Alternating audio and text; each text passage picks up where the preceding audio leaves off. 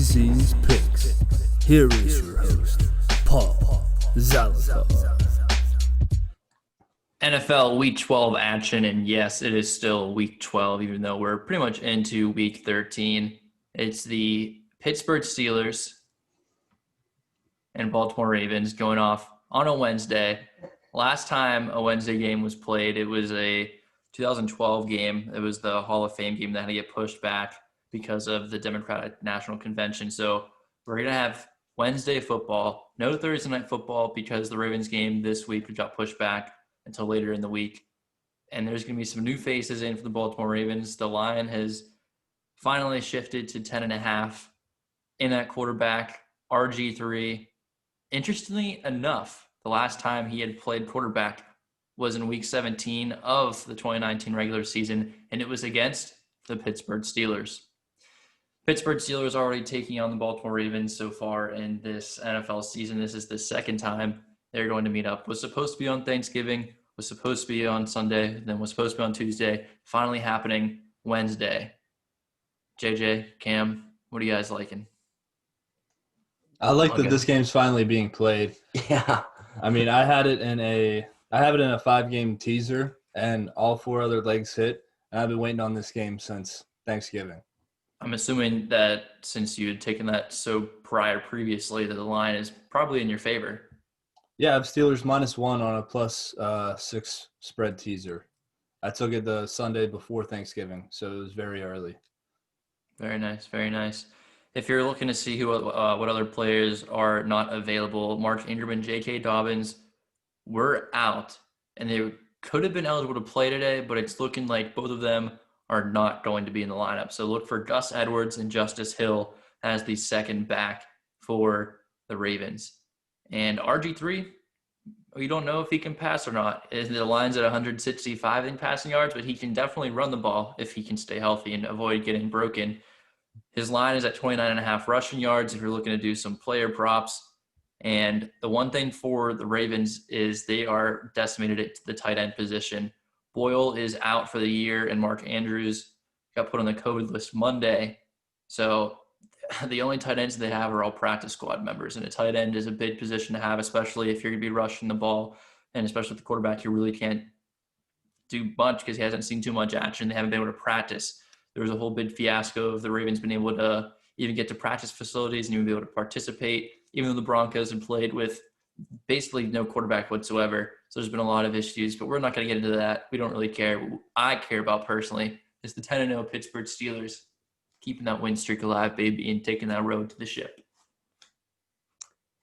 Yeah, Paul, I stayed away from any bets concerning Baltimore just because I think it's going to be really vanilla today. For as much as they need to win this game, I just don't see them being able to do anything special with RG3. Me personally, I think he can throw a better ball than Lamar. Lamar still hasn't proven he could throw in big games. But I think, there's definitely a big step down from Lamar to RG3 as a combination of both run and pass. So any bets I was taking today was anything Steelers. I took Big Ben over passing yards 263.5. Chase Claypool touchdown, anytime touchdown score, but I'm hitting the under though, 42.5. I don't think there's gonna be a lot of points today. I think the Steelers are kind of gonna get off to a big lead and just coast it out and get out of there. They're ready to go. They got too much to worry about. They have 3 games in 15 days or something like that. They'll be playing Washington football this Monday night at 5, and then the following week they have a Sunday night football game against the Bills. I think at this point, this game's been pushed back so far that they're just going to – if they get to the point where they know they're going to win the game, it's all right, let's just get the hell out of here. Let's control the ball, and let's just leave. One positive for the Steelers with all of this delaying happening is Joe Hayden was a little bit injured after the last game the Steelers had played, so he was able to get a little more healthy. Defensively, both teams are actually pretty squared. The cornerbacks for the Baltimore Ravens are all going to be in play. So Humphrey, he did miss early because of the coronavirus, but Marcus Peters and Jimmy Smith, they're all getting the lineup. So it's Pittsburgh Steelers receivers to have still some challenges to get the ball in their hands, but offensively it's going to be, can Baltimore even do anything? The line for their total points for the game is at 15.5.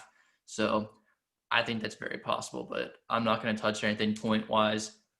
I am doing a lot of player props. I'm eventually going to do a same-game parlay. Originally, when the game was supposed to happen with everyone going, I had taken Baltimore as a teaser at plus 11, but obviously that line wasn't too pretty. But out of that side of the play, that's not even available anymore at Lost, so not even going to worry about that. Thank God. Yeah, no, I'm kind of with you on this one. I'm not touching any points. Right now, I just have 2 straight bets. I'm probably not going to do a same game parlay. But actually, while you guys were talking, giving your picks, I might actually do a same game parlay. So we'll see how that goes. But as of right now, I have Chase Claypool, longest reception over 19.5 yards. I think he's just going to be able to run rampant, and they probably won't run the ball as much in the beginning, but like in the end, as Cam said, if they're up, they're probably just going to clock manage and, like he said, get the hell out of there. But that's at minus 130. And then I have RG3 to throw an interception at minus 180. That's not bad. I like that. I like the interception. Just because, like I said, it's going to get so vanilla, and eventually, provided if it's still close or at least in distance, striking distance, they're going to have to – RG3 is eventually going to have to throw.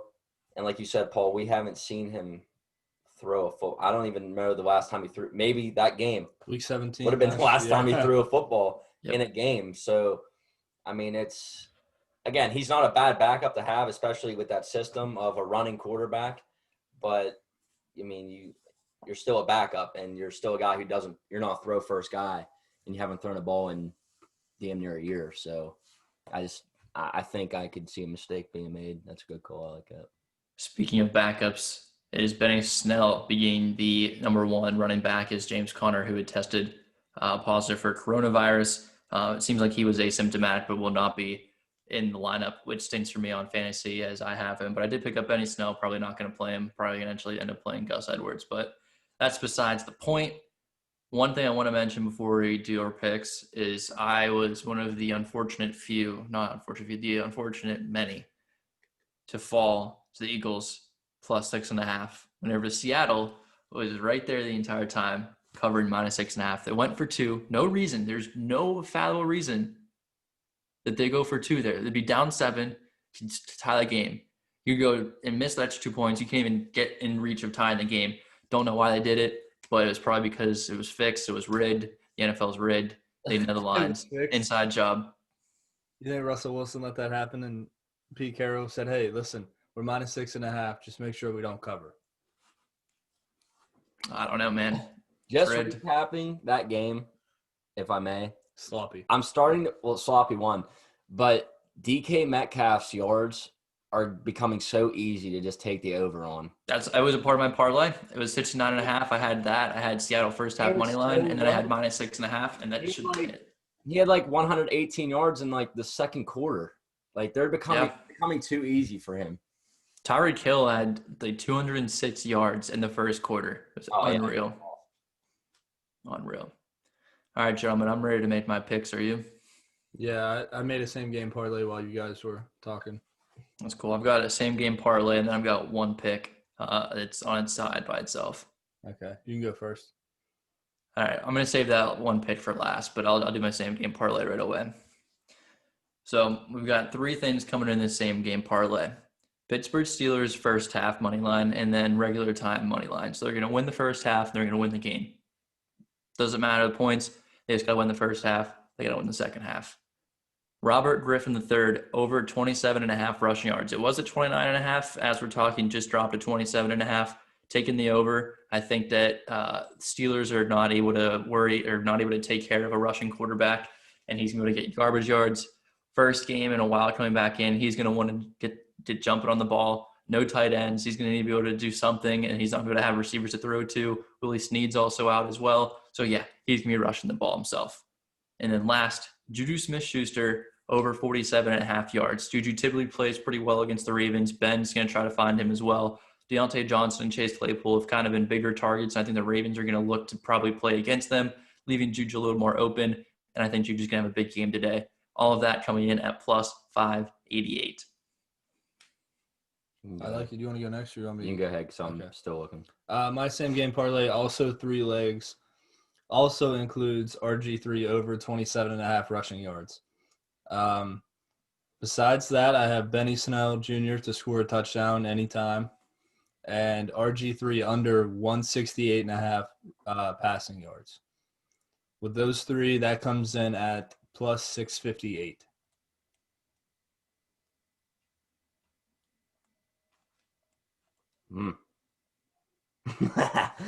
Crickets, huh? All right, not taking that tonight. Delete. Sorry. No, you're good. Go ahead. All right, so I kind of spoke on earlier, but I need a refresh because as we were talking, Ben's passing yards dropped to 259.5. I think from 265.5 is what I said. Yeah. So I had the over anyway, so I'm sticking with that. Same game parlay, by the way. Chase Claypool touchdown score, and then again I'm hammering the under 42.5 total match points. That comes out to plus 1,202. And then I'm thinking by itself, I might do winning margin, keep it within 1 to 13 for the Steelers. There is an odds boost on FanDuel right now. And I think Steelers to win by 14 plus. There is a boost for it.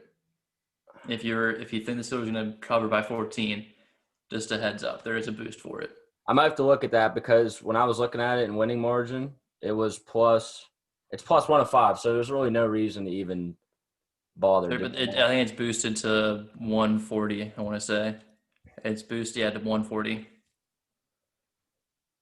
Yeah.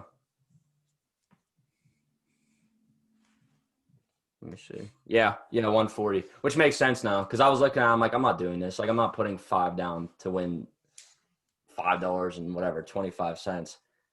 Like it. Yeah, I'm not telling you what to take. I'm just letting you know there's an option. Don't take it from there. Take it from the boost. No, yeah, exactly. Yeah. Because at least 1 to 13 was at least like 150, but I still wasn't confident in it. But at least like I'm putting money down to where like it's worth doing. You know what I mean?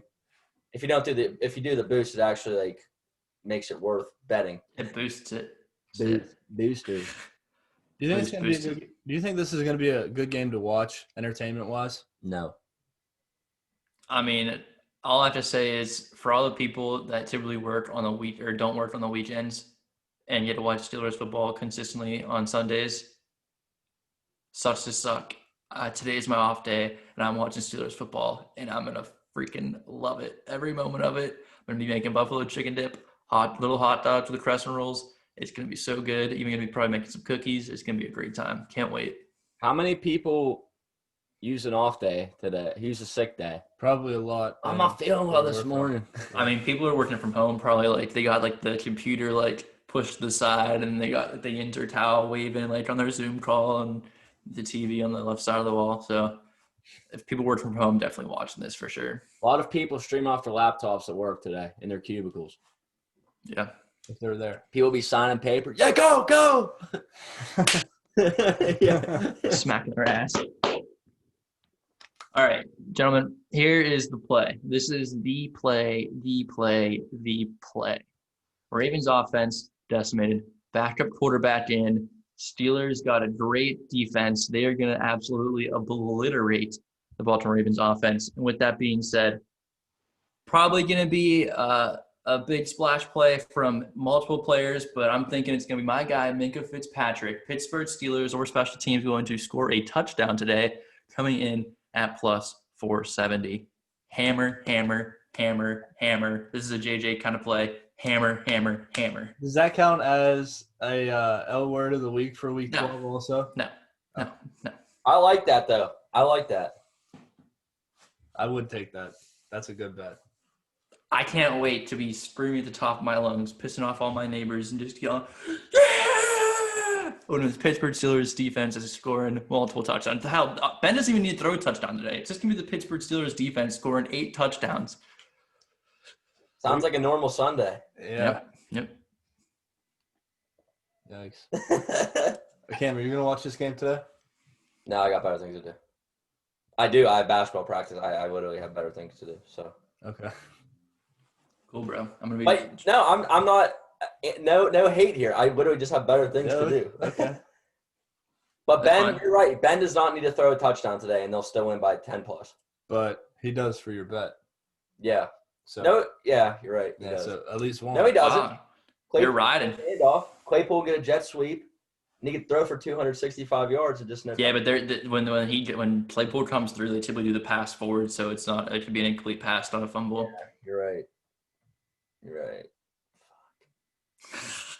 Hey, you gotta ride Big Ben. I love that. Ride him real good. Hey, there's a picture of Big Ben up on our refrigerator, actually. Oh wow, I like that. It says Roethlisberger for MVP, question mark. I like that. Just not happening. They should just give the MVP to the Steelers defense. I don't even think that's possible. They can share it. And a little piece of the trophy, the money. I don't know what you get for it. They Yeah. made up. Give it to your boy Minka. Hell yeah, I love it. For all the tip passes he's caught. Hey, look. I got Notre Dame blood on Steelers. Go Claypool. 2, it's out today. Shit. Well, yo, what's up with Will Fuller, huh? Yeah, dude. Hey, he scored me a touchdown last week. So Hey, He's- what I he's tell you done. about the Texans offense, though? That's the Texas only- offense ball. Look, I'm going to brag about it because it's the only thing I said last week that was.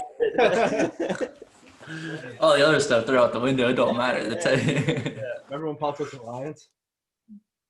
Yeah.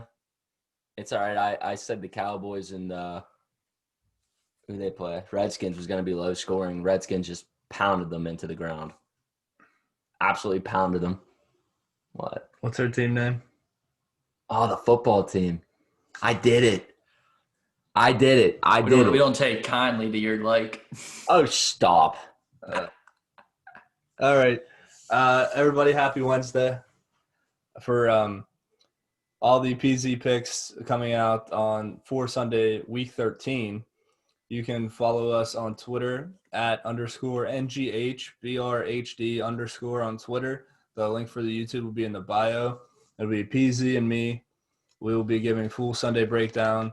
And then for the Monday pick, you can listen to the Neighborhood Podcast from the same Twitter with Capelli, Cam Ald, right here, and myself, JJ Holbert. And hopefully this time around we'll get those Monday picks in the podcast for you. If not, we'll get it on the Twitter. We apologize for this past week. We had some scheduling conflicts, but we'll have your best picks. And honestly, you probably didn't want our picks because my pick would have resulted in 2 out of 3 because the Eagles backdoor cover. Eagles laid an egg. Yeah, they did. DK Metcalf, odds boost, didn't score, did everything else, ran people over that tried to tackle him. Yeah. Yeah, So good thing we didn't put those in. it's all good. Gentlemen, it's been fun. It's been real. It's definitely been real fun. Same time. No, not same time. Not same place. This is pretty crazy that we're here on a Wednesday. So Don't ever say that again. no, we'll not. If we're doing a little Thursday or Sunday action, but not for Wednesday. But you never know. COVID could be doing some crazy stuff later on in the NFL season, but it seems like week 18 is probably not going to be a thing. NFL not trying to do that whatsoever. Hopefully we're going to stay healthy. Hopefully people listening stay healthy. And most importantly, hopefully these bets are healthy and great picks.